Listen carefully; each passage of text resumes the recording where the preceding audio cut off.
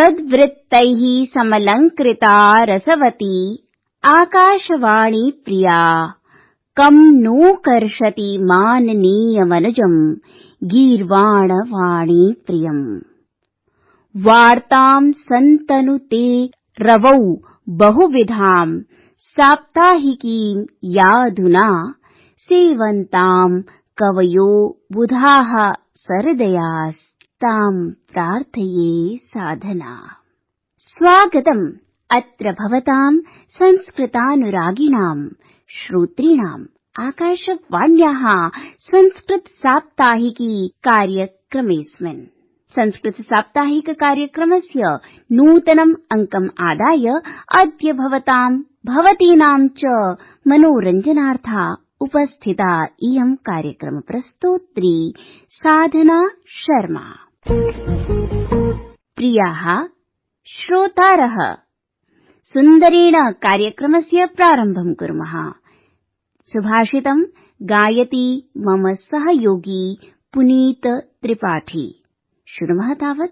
सुलभाः पुरुषा राजन् सततं प्रियवादिनः अप्रियस्य तु पथ्यस्य वक्ता श्रोता च दुर्लभः। अर्थात, हे राजन, हमेशा मधुर भाषा बोलने वाले लोग आसानी से उपलब्ध हो जाते हैं, परंतु जो लोग सच बोलते हैं, भले ही वह अप्रिय हों, ऐसे लोग दुर्लभ होते हैं। सत्यं जीवनस्य रहस्यम् उद्घाटयति इदं सुभाषितम्। जीवनम् आनन्दं प्रयच्छति भक्तिः। प्रियाणि मित्राणि, प्रसंगांशे शृणुमः सहयोगिनं नरेन्द्र दत्त सेमवालम्। चन्दन चर्चित नील कलेवर पीतवसन वनमाले केली चलन मणिकुण्डल मण्डित गण्डयुग स्मितशाले हरिरिह मुग्ध वधू निकरे विलासिनी विलसति केली परे। अहो, मधुर भक्ति रसरताः सम्प्रति वयम्। अस्माकं प्रियाः प्रबुद्धाः श्रोतारः इदानीम् अखिल विश्वस्मिन् सञ्जातानि सकलानि कार्याणि ज्ञातुं साप्ताहिक वार्ताः आदाय समुपस्थिता अस्ति अस्माकं सहयोगिनी डॉक्टर सुषमा कुमारी। वित्तमन्त्रिणा निर्मला सीतारमण महाभागया लोकसभायां वित्तीय प्रवर्तमान आगामि वर्षाय च कृते अन्तरिम आय व्यय पत्रकं सम्प्रस्तुतम्। अन्तरिम आय व्यय विवरणे आयात शुल्कं समेत्य प्रत्यक्ष अप्रत्यक्ष करदरेषु किमपि परिवर्तनं नैव विहितम्। मन्त्रिमण्डलेन सार्वजनिक वितरण प्रणाली अन्तर्गतम् अन्त्योदय अन्न योजनायाः परिवाराणां कृते शर्करा शैथिल्यम् अभिसंस्तुतम्। झारखण्ड मुक्ति मोर्चा दलस्य नेता चम्पई सोरेन राज्यपालं मेलनं विधाय झारखण्ड प्रदेशे नूतन प्रशासन विरचन विश्वासः प्रकटितः। अधिगतम् अस्माभिः साप्ताहिक वैश्विक वृत्तान्तम्। सम्प्रति क्रमः अस्ति विश्वभाषायाः संस्कृत भाषायाः विदुषां साक्षात्कारस्य ज्ञान विज्ञान प्रभागः। अद्य अस्माभिः सह अस्मिन् प्रभागे संवादाय समुपस्थिताः सन्ति उत्तराखण्ड संस्कृत विश्वविद्यालयस्य पूर्वकुलपतिः वास्तुशास्त्र विभागस्य श्रीलाल बहादुर शास्त्री, राष्ट्रिय संस्कृत विश्वविद्यालये विभागाध्यक्षाः प्रोफेसर देवी प्रसाद त्रिपाठी महोदयाः। साक्षात्कारं साधयति अस्माकं सहयोगिनी निधि तिवारी। प्रियाः श्रोतारः भवतां समेषां ज्ञानाभिवर्धनाय अद्य अत्र आकाशवाण्याम् अस्माभिः सह एतस्य कार्यक्रमस्य ज्ञान विज्ञान प्रभागे उपस्थिताः सन्ति श्री लाल बहादुर शास्त्री राष्ट्रिय संस्कृत विश्वविद्यालयस्य वास्तुशास्त्र विभागाध्यक्षाः उत्तराखण्ड संस्कृत विश्वविद्यालयस्य कुलपतिचराः प्रोफेसर देवी प्रसाद त्रिपाठी महाभागाः। नमस्करोमि महोदय। नमो नमः। महोदय, प्रथमा जिज्ञासा इयं वर्तते यत् जनसम्मर्दे अस्मिन् आधुनिक समाजे वास्तुशास्त्रस्य उपयोगिता कथमस्ति, यतोहि भौगोलिकसंरचनाः अपि न्यूनाः जाताः। प्रयासं कृत्वापि जनाः वास्तुपरायणाः भवितुं नैव शक्नुवन्ति। बहु समीचीनः प्रश्नः। सम्प्रति वास्तुशास्त्रस्य प्रसारः समाजे दृश्यते, परन्तु सम्यक्तया वास्तुशास्त्रस्य विन्यासः कुत्र कथं स्यात् इति न दृश्यते। तत्र कारणमस्ति वास्तुशास्त्रस्य या शास्त्रीयः परम्परा अस्ति तस्मिन् सन्दर्भे बहवः जना न जानन्ति।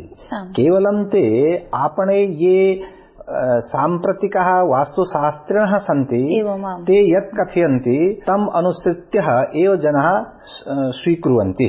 परन्तु कारणं किम् अस्ति, अस्माकं वास्तुशास्त्रसन्दर्भे प्रथमः वास्तुशास्त्रं किमस्ति, यस्मिन् वसति जनः वा प्राणिनः यत्र वसन्ति तदेव वास्तुः। अर्थात् यत्र कुत्रापि केऽपि प्राणिनः निवसन्ति ते निवसन्ति तदेव वास्तुः, अर्थात् तेषां तदेव वास्तु भवति। यत्र जनाः निवसन्ति जनाः यत्र निवसन्ति तदेव तेषां वास्तुशास्त्रम् अस्ति। यथा प्रथम अस्ति कि यथा जनाः कुत्र कुत्र निवसन्ति, जनाः कीदृशः जनाः, यथा छात्राः निवसन्ति, तो छात्राणां कृतेपि वास्तुशास्त्रस्य प्रयासः तु करणीयः, परन्तु तत्र अपि अधिकं महत्वं न भवति। यथा छात्राः छात्रावासे निवसन्ति वा आश्रमे निवसन्ति या गुरुकुले निवसन्ति, तत्र गुरुकुलीय वास्तुशास्त्रं भिन्नं भवति, विद्यालये वास्तुशास्त्रं भिन्नं भवति, वा यत्र ब्रह्मचारिणः निवसन्ति तेषां वास्तुशास्त्रम् अपि भिन्नं भवति। परन्तु गृहाणां यत्र गृहस्थिनः भवन्ति तो गृहस्थाः ये भवन्ति तेषां वास्तुशास्त्रम् अत्यधिकं तत्र प्रभावः वास्तुशास्त्रस्य भवति। कारणं किमस्ति, गृहिणी गृहमुच्यते। यत्र गृहिणी भवति तदेव गृहं भवति। गृहं नाम केवलं ये गृहस्थः सन्ति तेषां गृहस्य नाम एव केवलं गृहम्। ये ब्रह्मचारिणः भवन्ति तेषां गृहस्य नाम गृहं न भवति, ये सन्यासिनः भवन्ति तेषां गृहस्य नाम अपि गृहं न भवति। तो गृहं कस्य नाम भवति, केवलं ये गृहस्थाः भवन्ति तेषाम् एव परन्तु गृहस्थेषु अपि गृहिणी गृहमुच्यते तदेव। परन्तु तत्र वास्तुशास्त्रस्य कथं विन्यासः स्यात्, प्रथमदृष्ट्या सम्प्रति जनाः किं कुर्वन्ति, यत्र कुत्रापि दृश्यते ये समाजे आधुनिक वास्तुशास्त्रिणः भवन्ति ते किं कुर्वन्ति, ते केवलं दिक् इति दृष्ट्वा इदं करणीयम् इदं न करणीयम् इदं करणीयम् इदं न करणीयम् इति कुर्वन्ति। परन्तु तत्र वास्तविकरूपेण वास्तुशास्त्रस्य कृतेः प्रथमदृष्ट्या वास्तुशास्त्रं किमस्ति, साम्प्रतिकं वातावरणीय शास्त्रम्। कस्मिन् वातावरणे कः निवसेत्, तत्र निवसा यदि सः अस्मिन् वातावरणे कोऽपि निवसति सः सम्यक् भविष्यति वा सुखिनः भविष्यति इत्यस्मिन् सन्दर्भे वातावरणस्य प्रभावः मनसि उपरि भवति, स्वास्थ्यस्य उपरि भवति। तो मानसिक स्वास्थ्य उपरि भवति, भौतिक स्वास्थ्य उपरि अपि अधिकतरं वातावरणस्य प्रभावः भवति। अधिकरूपेण वातावरणस्य प्रभावः मानसिकरूपे भवति। तो मानसिक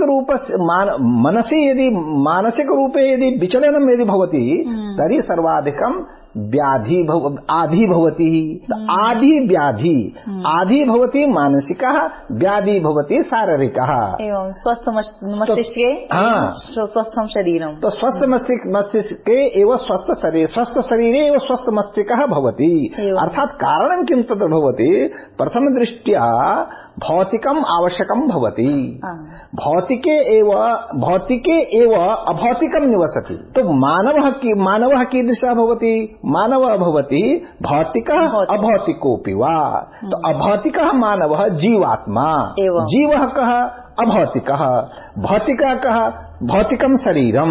तो जीवस्य कृते शरीरस्य आवश्यकता भवति, बिना शरीरेण जीवः किमपि न कर्तुं शक्यते।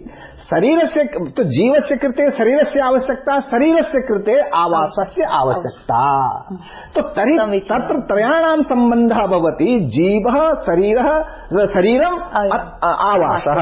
तो अनयोः मध्ये सम्बन्धः कथं करणीयः, तदेव वास्तुशास्त्रस्य प्राधान्यं भवति। परन्तु साम्प्रतिकः ये जनाः वास्तुशास्त्रं स्वीकुर्वन्ति, ते केवलं दिक् इति दृष्ट्वा निर्णयं कुर्वन्ति, तथैव सम्यक् न भवति। दशकोणानि एवं विचिन्त्य एवं कुर्वन्ति। अस्तु आचार्य, यथा अस्माभिः श्रुतं यत् गृहस्थस्य क्रियाः सर्वाः न सिद्ध्यन्ति गृहं विना, एवं इति तावत् मनुष्यैः केन प्रकारेण स्वीय भवनानां, गृहाणाम् अथवा निर्माणं करणीयं, यस्तु यदा भवान् उक्तवान् मानसिक शान्तये आत्मसुखाय च अनुकूलं भवेत्, कृपया प्रतिपादयन्तु। प्रायः किं भवति, गृहस्थस्य क्रिया सर्वा न सिद्ध्यन्ति गृहं विना। एवं प्रायः गृहस्थानाम् एव क्रिया भवति। प्रायः किं भवति, सर्वेषाम् आश्रमाणाम् आश्रय आश्रमः अस्ति गृहस्थाश्रमः।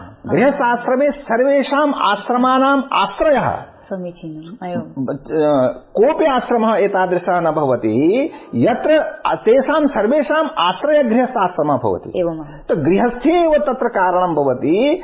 कीदृशः, यदि धार्मिकः कार्यं भवति, अस्मिन् गृहे भवेत्, या व्यक्तेः गृहं नास्ति, या सः कुत्रापि भाटके वा निवसति, तत्र गत्वा तत्र किमपि कार्यं करोति।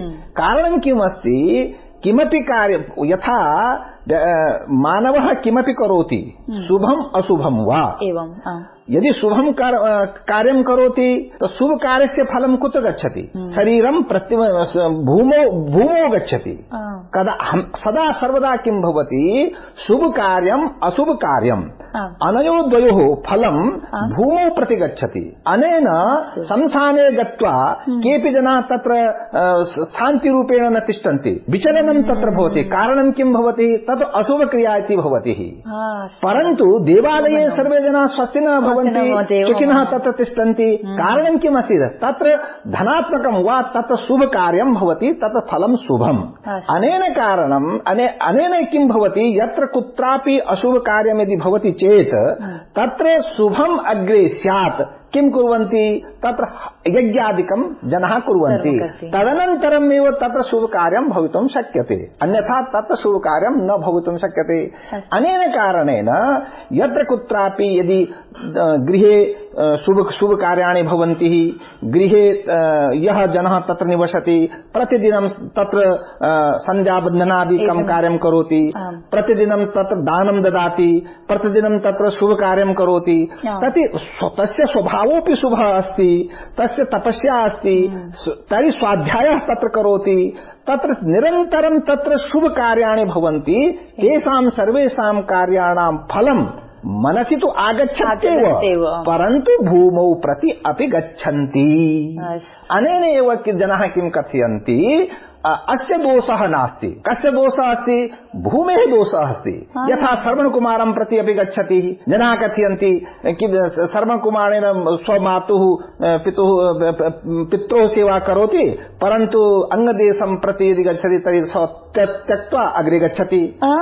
अग्रे गत्वा एकेन पृष्टं कथम् एतादृशं करोति, कृतं त्वया एतादृशं कथं कृतं, तेन कथं कि मातुः कथयति, तस्य दोषः नास्ति, भूमेः दोषः अस्ति। अनेन कारणेन एतेषां मनसि अस्य मनसि एतादृशः विचारः आगच्छन्ति। तर्हि एव तदेव किं भवति, तीर्थस्थानम् अपि तदेव भवन्ति। यथा भूमौ आदिकाले यदा भूमेः निर्माणं यदा पूर्वकाले भवति स्म, तर्हि तदा किमासीत्, तदा किमपि कुत्रापि सर्वम् एतादृशमेव भवति। यत्र जनाः निवसन्ति, ऋषयः भवन्ति, भूमिपूजनं भवति। तर्हि शुभकार्येण शुभत्वेन भूमेः फलं शुभं भवति, अशुभत्वेन भूमेः फलं अशुभं भवति। अस्तु गुरुवर्य, वयम् आशास्महे यत् भवतां विचारेभ्यः अस्माकं श्रोतारः निश्चप्रचं लाभान्विताः अभवन्। आकाशवाण्याः एतस्मै विशिष्टसंवादाय भवद्भ्यः धन्यवादाः। नमो नमः, प्रणमामि। नमो नमः, शुभं भूयात्। इदानीं प्रियाः जागरूकाः श्रोतारः संस्कृत जगतः विधीयमानाः नाना गतिविधयः उपस्थाप्यन्ते अस्माकं सहयोगिनः पुरुषोत्तम शर्मणा। जवाहरलाल नेहरू विश्वविद्यालयस्य संस्कृत विभागेन वैज्ञानिक प्रौद्योगिकी शब्दावली आयोगेन च सम्भूय द्विदिवसीया विद्वद्गोष्ठी समायोजिता। अस्यां संगोष्ठ्यां संस्कृत भाषा अखिल भारतीय शब्दावली चेति विषयम् अधिकृत्य विचार विमर्शः अभवत्। केन्द्रीय संस्कृत विश्वविद्यालयस्य जयपुर परिसरे साहित्य विद्या शाखया हरिविजयं महाकाव्यम् आश्रित्य 7 दिवसीया राष्ट्रिया कार्यशाला समायोजिता। एषा कार्यशाला जनवरी 30 दिनाङ्के सम्पन्ना अभवत्। अस्यां कार्यशालायां देशस्य विभिन्न राज्येभ्यः विद्वांसः छात्राश्च प्रतिभागिताम् अकुर्वन्। संस्कृत जगतः विषये वार्ताः श्रुताः। सम्प्रति अस्ति बाल मनोवल्लरी प्रभागः, तत् अहं करोमि। भो, अस्माकं रसिकाः श्रोतारः बालाः राष्ट्रस्य वस्तुतः समुन्नायकाः सन्ति। बालाः कथं सन्ति?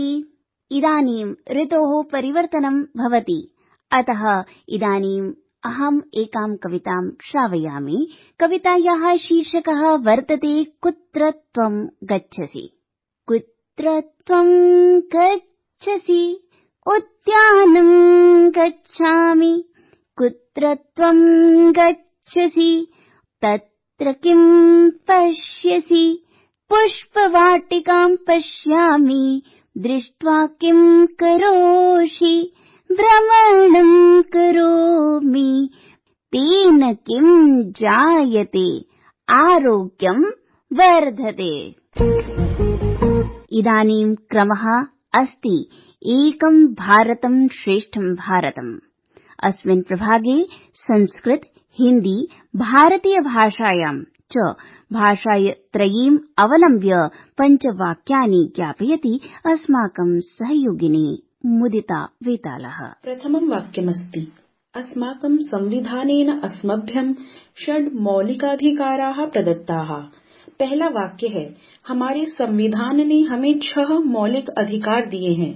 गुजराती में आपना બંધારણે આપણને 6 मूलभूत अधिकारो आप्या छे। द्वितीयं वाक्यमस्ति, संविधानस्य 3 भागे 12तः 35 पर्यन्तानुच्छेदाः मौलिक अधिकार संबद्धाः सन्ति। दूसरा वाक्य है, संविधान के भाग 3 में 12 से 35 अनुच्छेद मौलिक अधिकारों से संबंधित है। गुजराती में બંધારણના ભાગ 3માં કલબારથી 35 મૂળભૂત અધિકારો સાથે વ્યવહાર કરે છે। તૃતીયં વાક્યમસ્તિ, મૌલિકાધિકારાः संयुक्त राज्य अमेरिकायाः संविधानात् स्वीकृताः। तीसरा वाक्य है, मौलिक अधिकारों को संयुक्त राज्य अमेरिका के संविधान से लिया गया है। गुजराती में संयुक्त राज्य ઓફ અમેરિકાના બંધારણમાંથી મૂળભૂત अधिकारो લેવામાં આવ્યા છે। धन्यवादाः।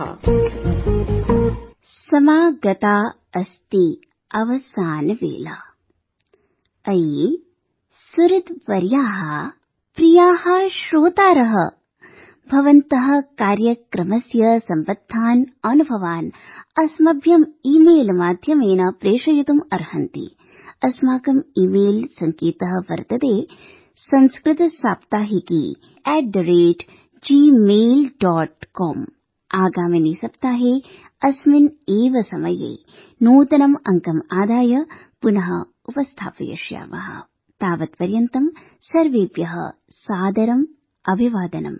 शुभं मङ्गलम्।